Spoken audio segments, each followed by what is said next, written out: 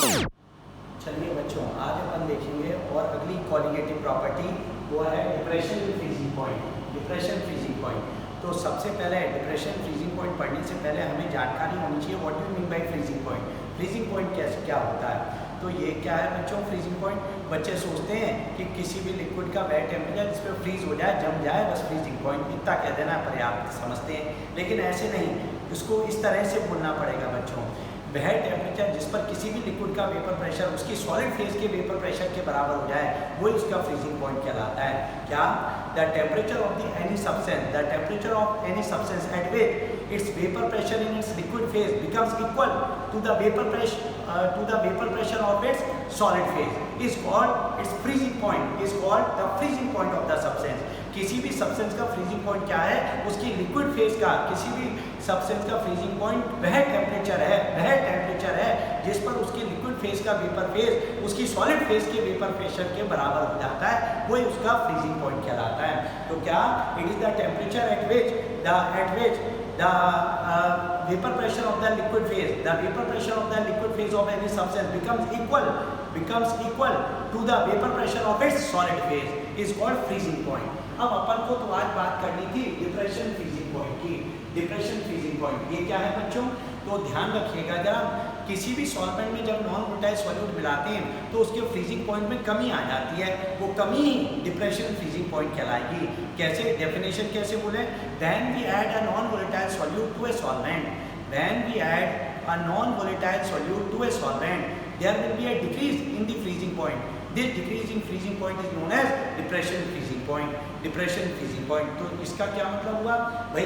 बच्चे कह सकते हैं सर तो इसका मतलब प्योर सॉल्वेंट का क्या फ्रीजिंग पॉइंट ज़्यादा होता है सॉल्यूशन से? बिल्कुल सही है, प्योर सॉल्वेंट का फ्रीजिंग पॉइंट ज़्यादा होता है, सॉल्यूशन का कम होता है।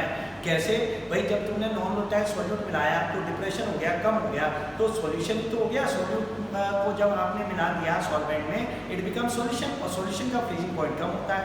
तो याद रखिए when we add a non volatile solute to a solvent there will be a decrease in the freezing point, this decrease in freezing point is known as depression freezing point. इसी को depression freezing point कहा जाता है। जैसे water ले लिया बच्चों, pure water ले लिया, जनरली हर बच्चा जानता है उसका फ्रीजिंग पॉइंट 0 डिग्री सेल्सियस होता है। Water starts freezing at 0 degree Celsius, ठीक है ना, लेकिन उसमें सॉल्ट नमक डाल दिया या शुगर डाल दी, कुछ भी डाल दिया बच्चों, तो मालूम है वो 0 पे फ्रीज नहीं होता, it start freezing at -4 -3 -10 -5 whatever.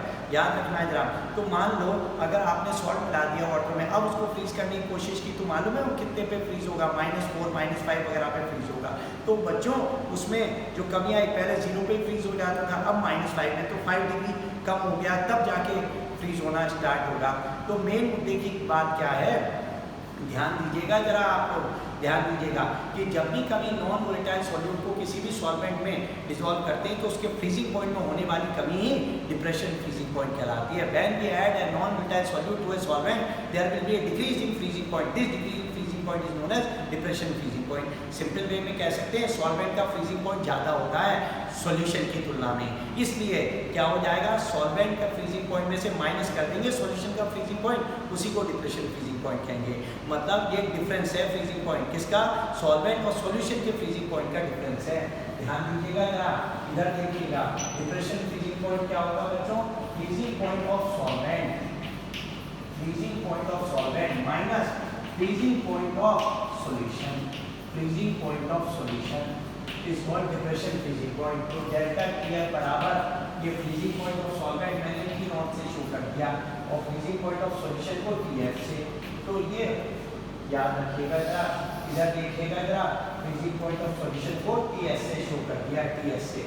तो ये देखिए T0 माइनस TS कहलाएगा डिप्रेशन फ्रीजिंग पॉइंट। अब experiment have shown that for dilute solution the depression freezing point is directly proportional to its molarity।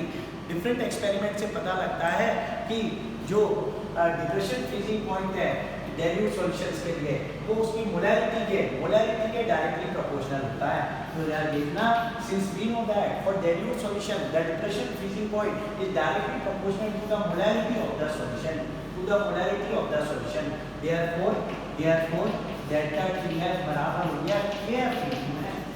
इस तरह का फॉर्मूला आ गया बच्चों।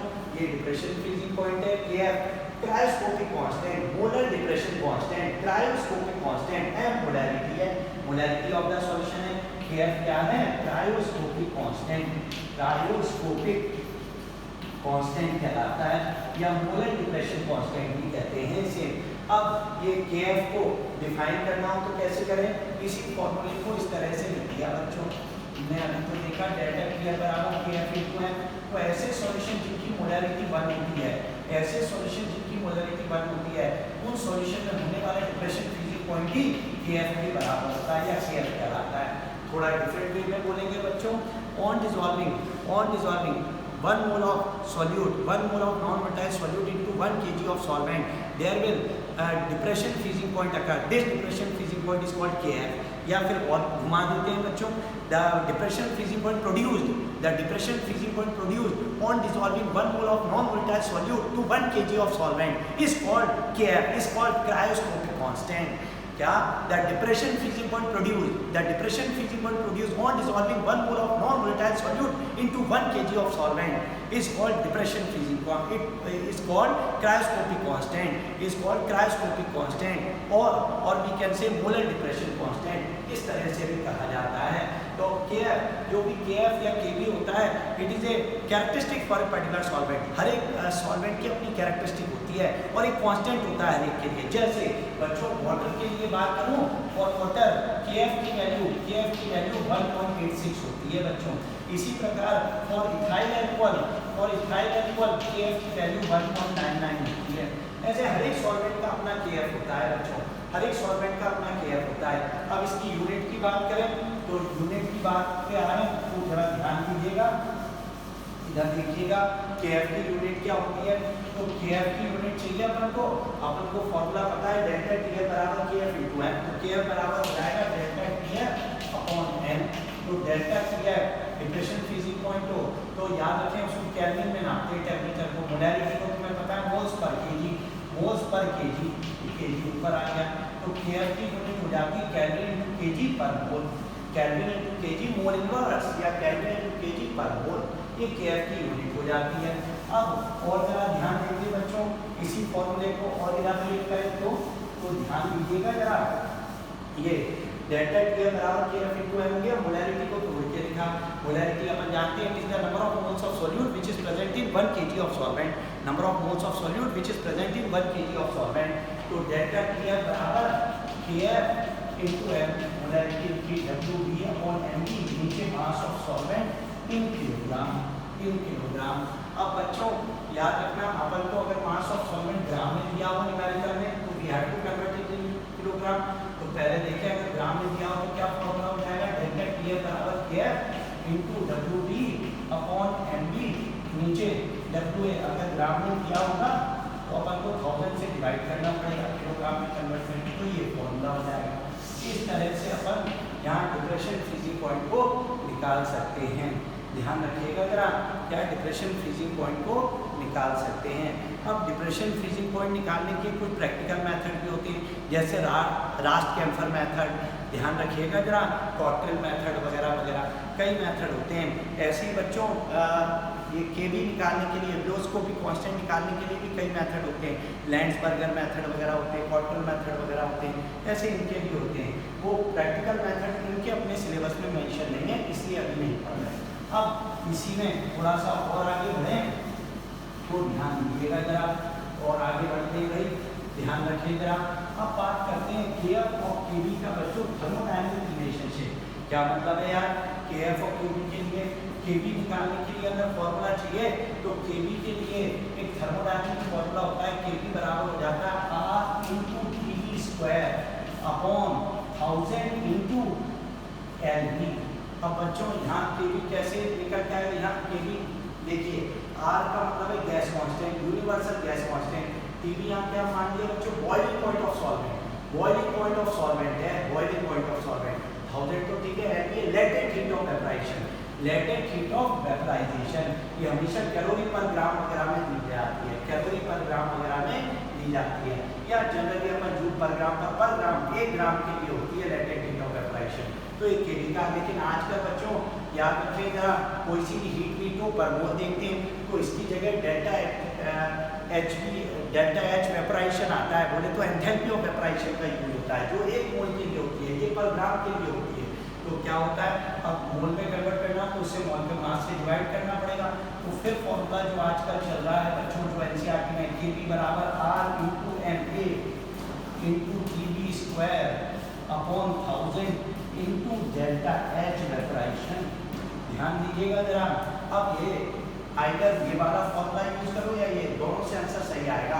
लेकिन अंतर इतना है बच्चों, यहाँ R तो गैस कांस्टेंट है, वो ठीक है, ये उसमें भी R गैस कांस्टेंट की क्या है, बॉइलिंग पॉइंट ऑफ सॉल्वेंट है, Tb है boiling point of solvent, boiling point of solvent. ध्यान दीजिएगा जरा, बॉइलिंग पॉइंट ऑफ सॉल्वेंट है, वो इसमें भी है, 1000 में इसमें भी है। अब इसमें L भी है, ये लेटेंट हीट ऑफ वेपराइजेशन है, लेटेंट हीट ऑफ वेपराइजेशन। ध्यान रखना है जरा, वाटर की जो भी लेटेंट, अगर वाटर सॉल्वेंट है या कोई सा भी सॉल्वेंट, उसकी लेटेंट हीट ऑफ वेपराइजेशन। यहाँ बच्चों एंथैल्पी ऑफ वेपराइजेशन है, ये होती है पर ग्राम में, 1 ग्राम के लिए होती है, ये पर मोल होती है, 1 मोल के लिए होती है। तो मोल में तुम्हें तो बताया कन्वर्ट करने के लिए जो भी मास ग्राम में होता है उसको मोल के मास से डिवाइड करके मोल में आ जाता है। तो बच्चों उसी कारण यहाँ पे Ma आ गया है। Here Ma is the molecular mass of solvent, Ma is the molecular mass of solvent। Similarly अब यहाँ पे एंथैल्पी ऑफ वेपराइजेशन के लिए मैं वैसे बोल दूँ जो शायद थर्मोडायनामिक्स में आपने 11th में ध्यान दिया हो, क्या जब भी कभी किसी भी सब्सटेंस का 1 मोल को दी जाने वाली वैल्यू जिसके कारण वो किस में कन्वर्ट हो जाए, वेपर्स में कन्वर्ट हो जाए, the heat required, the enthalpy change, the amount of heat absorbed, the heat required, the amount of heat absorbed or the enthalpy change to convert the 1 mole of any substance from its liquid phase to gaseous phase to vapor phase is called enthalpy of evaporation, is called enthalpy of evaporation। तो बच्चों ध्यान रखिएगा, यहाँ ये फॉर्मूले में आ जाता है, आजकल एनसीईआरटी में ये दिया होता है, ये वाला नहीं, पर क्वेश्चन किसी पे भी आ सकता है। सिमिलरली ध्यान रखिएगा बच्चों कि F के लिए निकालते हैं फॉर्मूला, Kf बराबर होता है R into Pf square upon 1000 into, ध्यान दीजिएगा, Lf। अब ये क्या है, R कोई गैस कांस्टेंट है जिसकी वैल्यू जूल में अगर कहूँ तो 8.31 जूल पर केल्विन पर मोल होती है। ध्यान रखना जरा, ये बताएंगे बच्चों जूल में, ठीक है। ये अब Tf क्या है बच्चों, ये फ्रीजिंग पॉइंट ऑफ सॉल्वेंट है, Tf क्या है, फ्रीजिंग पॉइंट ऑफ सॉल्वेंट, ठीक है, freezing point of solvent. Solvent के लिए निकलते हैं बच्चों Kb या K है, तो ये फ्रीजिंग पॉइंट ऑफ सॉल्वेंट है। Lf क्या है, latent heat of fusion, latent heat of fusion है बच्चों, लेटेंट हीट ऑफ फ्यूजन। अब लेटेंट हीट जब तो 1 ग्राम के लिए होती है बच्चों, 1 ग्राम के लिए होती है। अब इसको मोल में लाए तो यही फॉर्मूला बच्चों आजकल जो एनसीईआरटी में दिया हुआ है ऐसे दिखाई देगा, R into Ma into Tf square upon 1000 into delta H है, ये heat of fusion, enthalpy of fusion हो जाएगा। ये पर मोल 1 मोल के जो enthalpy of fusion, the amount of heat absorbed, the amount of heat absorbed or enthalpy change to convert 1 mole of any substance from solid to liquid phase, from solid to liquid phase is called enthalpy of fusion। तो ध्यान रखिएगा जरा। और Na क्या है, molar mass है, molar mass of solvent. याद रखिए Tf क्या है, Tf freezing point of solvent है, freezing point of solvent, freezing point R वही गैस कांस्टेंट है। तो इनमें से कोई सा भी एक फॉर्मूला यूज हो सकता है, जैसा भी दिया हो, लेटेंट हीट ऑफ फ्यूजन दिया हो तो ये वाला फॉर्मूला यूज करना, एंथैल्पी ऑफ फ्यूजन दिया हो तो ये वाला। इसी प्रकार जब Kb निकालना हो तो बच्चों देख लेना, एंथैल्पी ऑफ वेपराइजेशन दिया हो तो ये वाला लगा देना, और बच्चों अगर लेटेंट हीट ऑफ वेपराइजेशन दिया हो तो ये वाला लगा देना। इस तरह से अपन आज बच्चों ये पढ़ पाए, डिप्रेशन फ्रीजिंग पॉइंट अपन को पढ़ना था। Thank you very much.